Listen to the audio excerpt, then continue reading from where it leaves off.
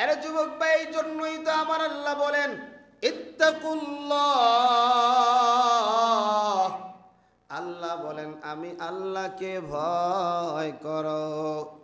যারা আল্লাহকে ভয় করেছে তারা দামি হয়ে গেছে। যারা মালিকরে ভয় করেছে তারা দামি হয়ে গেছে।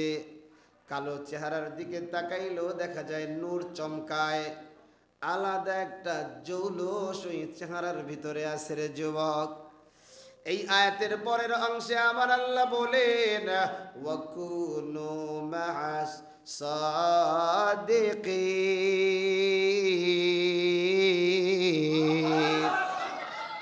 আল্লাহ বলে গোলাম, এক নাম্বার আমি আল্লাহরে ভয় করবা, দুই নাম্বার নেক লোক, সৎ লোক, এদের সাথী তুমি হয়ে যাও।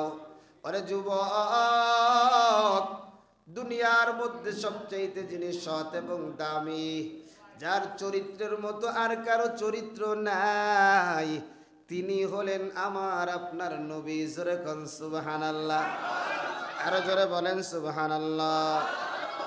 এই জন্য আমার আল্লাহ জানাইয়া দেয় লাকাদ কানা লাকুম ফি রাসূলিল্লাহি উসওয়াতুন হাসানাহ।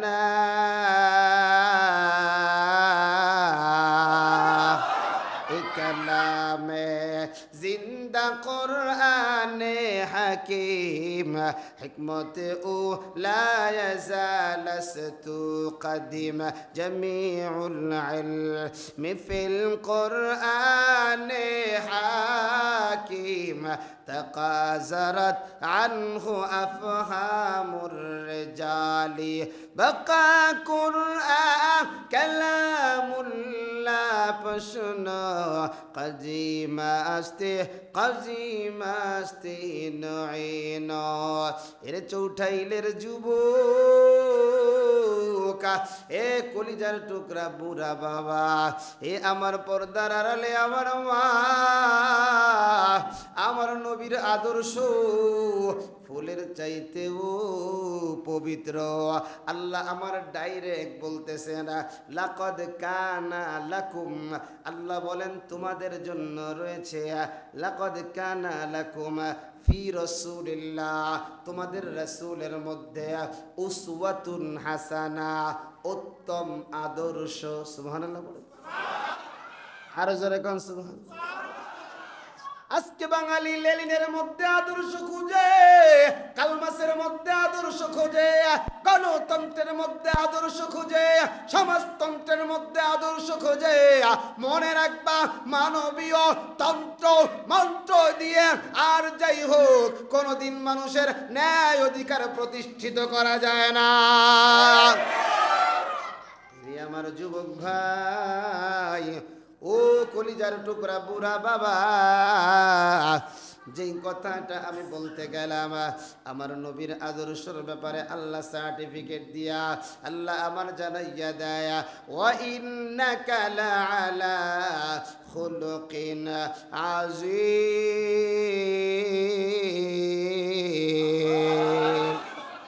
আল্লাহ বলেন, ও নবী, আপনার চরিত্র হলো, আপনাকে আমি দান করেছি খুলুকে আজিম। চরিত্র তিন প্রকার, খুলুকে হাসান, খুলুকে করিম, খুলুকে আজিম। সুবহানাল্লাহ। চরিত্র কয় প্রকার? আরো জোরে কোন।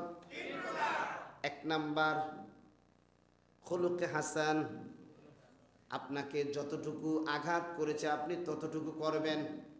আমি যদি আপনাকে একটা চট দিয়ে 4 আঙ্গুল বসায় দেই, অনুমতি আছে আপনি 4 আঙ্গুল বসায় দিতে পারবেন, একটু বাড়ায় দেওয়ার অনুমতি আপনার।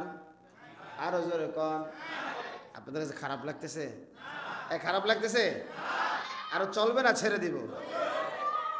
আল্লাহ কবুল করেন, পড়ি আমি। আরো জোরে পড়েন আমি।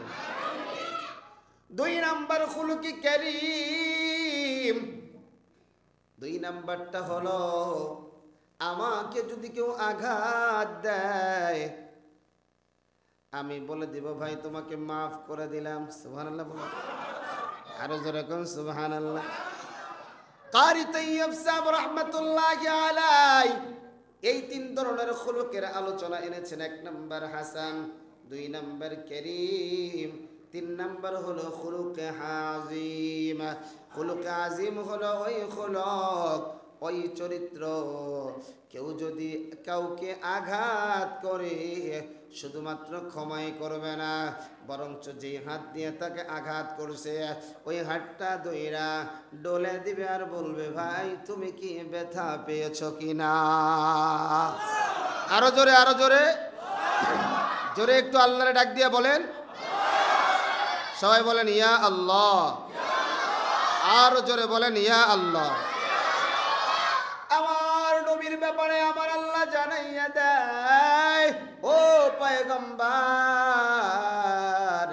আপনারে আমি খুলুকে আজিম দান করেছি। বেশি উদাহরণ দিলে তো মূল আলোচনা হবে না, একটা উদাহরণটা শুনে নাও। এ চৌঠাইলের মানুষগুলা, এ দামরা এর কলিজার টুকরা বুড়া বাবা, এ আমার পর্দার আড়ালে আমার মা, আমাদের বাড়িও মেহমান হয়, আমার নবীর বাড়িতেও মেহমান হয়। আমরা কেমন ধনী মানুষ, যখন আমাদের বাড়িতে মেহমান হয় আমরা খুশি হই, ঠিক নেই? আরো জোরে কন।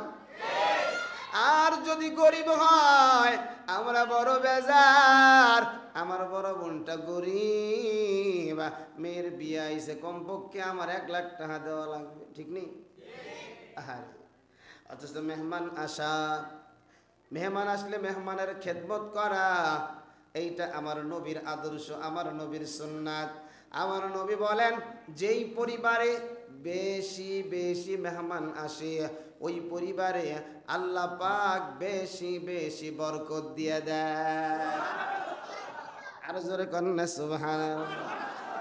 এরে আমার যুবক ভাই, আমার মায়ার নবীর বাড়িতে একজন মেহমান হইলেন, লোকটি হলো ইহুদি।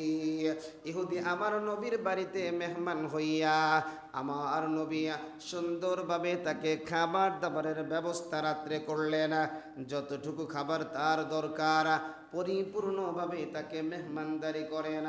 আমগো মেহমানদারির সিস্টেম তো অনেক সময় এমন হয়, ভালোটা আমার, খারাপটা অন্যের। কথা বল, এই খাসলাত আমাদের আছে না নাই? আছে না নাই? আল্লাহ এই খাসলাত থেকে আমাদের হেফাজত করেন, পড়ি আমি। আরো জোরে পড়েন আমিন। এবার ইহুদি রাত্র বেলা আমার নবীর বাড়িতে মেহমান যখন হয়, আমার নবী ইহুদির সুন্দর করে খাওয়া দাওয়া করায়া সুন্দর করে আমার নবী তার জন্য একটা বিছানা বানায় দিছি। আল্লাহর বান্দা, তোমার কোনো টেনশন নাই রে, তোমার কোনো চিন্তা নাই রে, এই জায়গায় সুন্দর করে আরামের ঘুম ঘুমাও। কোনো সমস্যা হইলে আমি মোহাম্মদ রে তুমি ডাক দিও, আমি ওই ঘরেতে থাকি। কিন্তু আল্লাহর বান্দা ইহুদি, 2টা কারণ হতে পারে।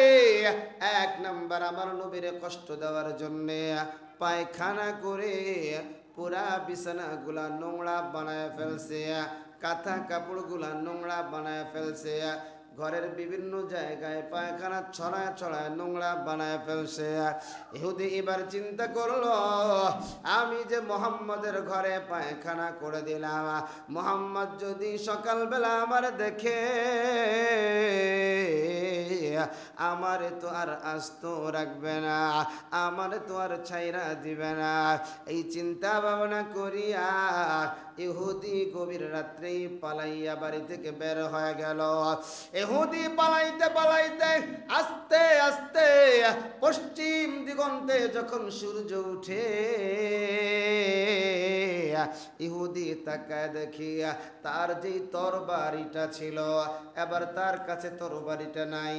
ওই জামানায় সবাই সবার শত্রু ছিল, যে যারে পাইতো মন চাইলেই তারে কুবাইতো।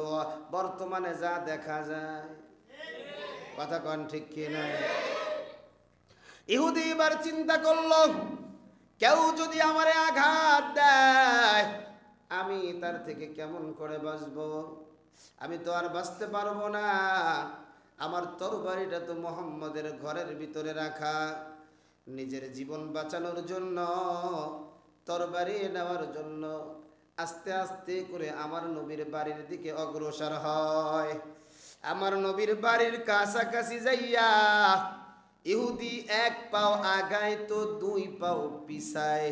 যদি মোহাম্মদ দেখা ফালায়, আজকে আমি ইহুদিরে মোহাম্মদ ছাড়বে না। কিন্তু ইহুদি তো জানে না আমার নবীর চরিত্র ফুলের চাইতেও পবিত্র। আমার নবীর মায়া কত, মায়া কত। উম্মতেরা আমার নবীরে মাইরা মাইরা রক্তাক্ত কইরা ফালায়। আল্লাহর মনে বড় কষ্ট হয়। আল্লাহ পাহাড়ের ফেরেশতা দিয়া জিবরাইল দিয়া নবীর দরবারে পাঠায় দেয়, আ নবী, এই মানুষগুলো আপনারে কষ্ট দিয়েছি, আপনি বলেন পাহাড়ের চাপা দিয়ে শেষ করে দেই। আমার নবী বলে, জিবরাইল, এই মানুষগুলো যদি দুনিয়ায় না থাকে, কে আল্লাহর আল্লাহ বলে ডাক দিবে? এহুদি এবার এক পাও সামনে আগায় তো আরেক পাও পিছনে যায়। যাইতে যাইতে দূর থেকে গাছের আবডাল থেকে তাকায় দেখি মুহাম্মাদুর রাসূলুল্লাহ পুকুরে নিজে নিজে ওই কাঁথাগুলার গুগুলা নিজে নিজে পরিষ্কার করে ধৌত করতেছেন। আর মুহাম্মদ নবী বলে, আল্লাহ, আপনার এই বান্দার রাত্রে নাকি কি পরিমাণ কষ্ট হয়েছে, আমি আপনার বান্দার কোনো খোঁজ খবর নিতে পারি নাই। আয় আল্লাহ, আমি খোঁজ খবর নিতে পারি নাই, আপনি আমারে ক্ষমা করে দেন। ইহুদি দূর থেকে তাকায়া তাকায়া, ইহুদি দেখে মোহাম্মদ সুন্দর করে ধয়। আমার নবী একটা কাপড় ধুয়ে আর একটা কাপড় নেওয়ার জন্য যখন পিছনের দিকে তাকায়, দেখে গাছের আবডালে কে যেন তাকায়া তাকায় রইছে। আমার নবী তাকায় দেখে এই তো আমার ওই মেহমান, যে গভীর রাত্রে আমার বাড়িতে মেহমান হয়েছে। আমার নবী কাজগুলো পালায়া আমার নবী আল্লাহর ওই বান্দার দরবারে হাজির হয়ে বলে, ভাই, রাত্রে আপনার অনেক কষ্ট হয়েছে রে ভাই, আমি আপনার খোঁজ খবর নিতে পারি না। আপনি আমার বাড়ি মেহমান ছিলেন, আপনি আমাকে মাফ করে দিয়ে না। এহুদির চোখ দিয়া টপ টপ করে পানি বের হওয়া আরম্ভ হয়ে গেছে। আর বলে, এই মোহাম্মদ রে এতদিন কি মনে করেছিলাম, আজকে এই মুহাম্মদের আদর্শ কেমন দেখলাম। পয়গম্বর, আর দেরি করিয়েন না, আর দেরি করলে আমার মতো গুনাহগার নেমুক হারামের ক্ষতি হয়ে যাইতে পারে। এই মুহূর্তে আপনি আমি ইহুদিকে কালিমা পড়ায়া মুসলমান বানায়া দেন। এর যুবক, এইটাই তো আমার নবীর আদর্শ। ওই নবী আবার জানাইয়া দেয়, আল্লাহ নবীর মাধ্যমে জানাইয়া দেয়, নেককার দিনদার মানুষের সাথী হয়ে যাও। দেখবা গুনাহগারদের সাথী হইলে গুনাহ করা লাগে, কিন্তু দিনদার আল্লাহওয়ালাদের সাথী হইলে গুনাহ করা লাগে না। ইস্তেমার ময়দানে চলিয়া যাও, 3 দিন কোনো গুনাহ নাই, কোনো খারাপ কথা নাই, খালি দেখবা জিকিরের আলোচনা, চোখের ভিতরে পানি, দিলটা বড় নরম। চরমনার ময়দানে চলিয়া যাও, ঔজানির ময়দানে চলিয়া যাও, চরমনার ময়দানে গিয়ে দেখবা বয়ান কম জিকির বেশি। চরমনার ময়দানে গিয়ে দেখবা হাসি কম কান্না বেশি। কত আল্লাহর পাগল হইল ওই চরমনায়। আরে যারা যায় তারাই জানে রে ভাই। আমার কাছে গুগু মুন্সি সহ ওই ক্রাকপুরি গ্রামের গুগু মুন্সির কবর তো কয়েকবার জিয়ারত করলাম। সারা বাংলাদেশে এত আল্লাহ ওয়ালাদের সোহবাতকারী নবীর আশিক আছে, ঘটনা বললে অনেক সময় চলে যাবে।